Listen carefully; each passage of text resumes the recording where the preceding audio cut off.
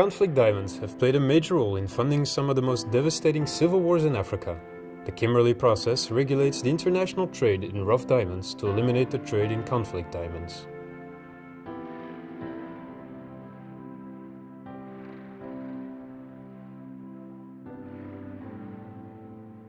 And this process really has had an impact. We can see that the flux of so-called conflict diamonds has diminished from approximately 15% before 2003 to less than 1% today.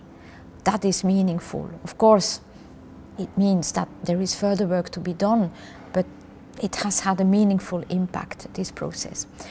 And there is another impact. The Kimberley process has also helped to change global and local attitudes when it comes to the trade in minerals, in raw materials.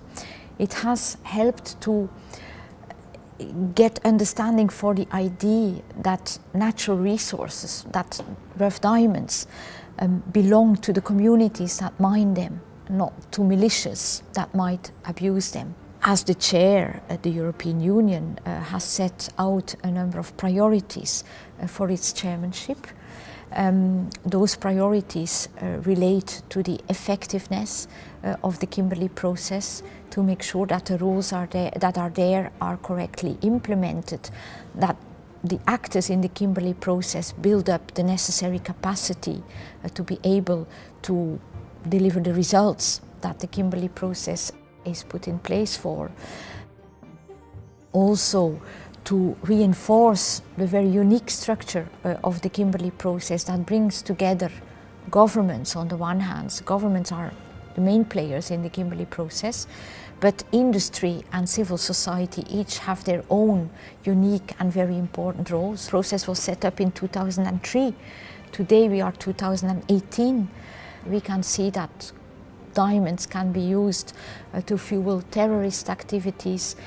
We can see also that there is a growing attention, very rightly so, for human rights issues related to the production of diamonds. So as EU chair, the EU wants to look at the whole spectrum of issues that are important today and help ensure that this Kimberley process remains fit for purpose. The World Diamond Council represents the industry within the Kimberley process. We are observers together with the civil society. We don't have a vote, but we do have a voice.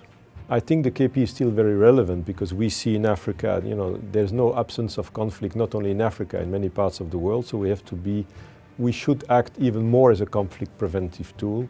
And I think it's extremely important to maintain this kind of positive pressure, as I call it, with the Kimberley process. Hopefully we can expand also the role of the process in the future to make sure that not only just conflict is addressed, but also issues of grave violations of human rights, especially in high-risk areas. The idea is basically for civil society to monitor the situation in diamond mining communities and be able to report that to the Kimberley process. And we are also responsible for playing an oversight role on the decisions as well as on deliberations related to the trade of diamonds. I think if the Kimberley process manages to redefine conflict diamonds, that would be fantastic because times have changed since 2002. There are new and emerging conflicts that are happening, and the Kimberley process should be able to do that. We'll be happy if it manages to do that. In support of its work on the Kimberley process, the European Union also funds several projects.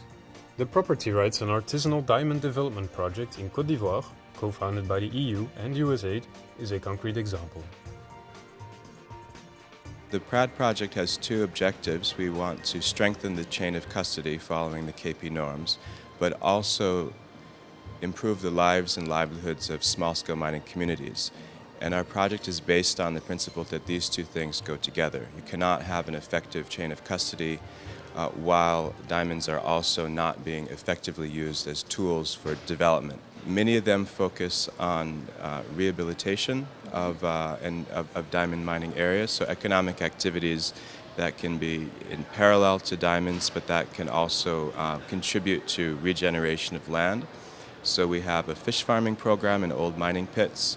We work with over 1,000 women organized in agricultural groups who we provide technical assistance and some inputs, and they've rehabilitated many hectares of old diamond mining land.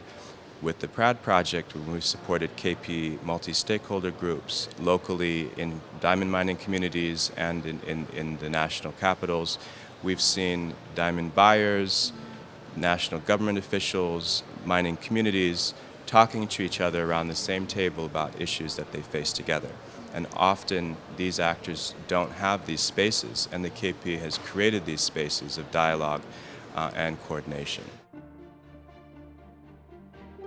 We have achieved a lot in terms of putting in place task forces, in terms of educating local communities, in terms of harmonizing fiscal regimes, and everybody is very much involved, including the high-level government officials, which is very positive for us. And I think we are still continuing. There's still a lot to do in that scope. As you know, that artisanal mining is really challenging sector, but I think we are on the right direction, and we will be improving more. KP has to continue, but it has to reinvent itself. And that is the biggest reason that we are now looking at reviews and reforms. I think we will be able to contribute successfully to strengthening KP and making it more vibrant platform for all stakeholders in the diamond trade.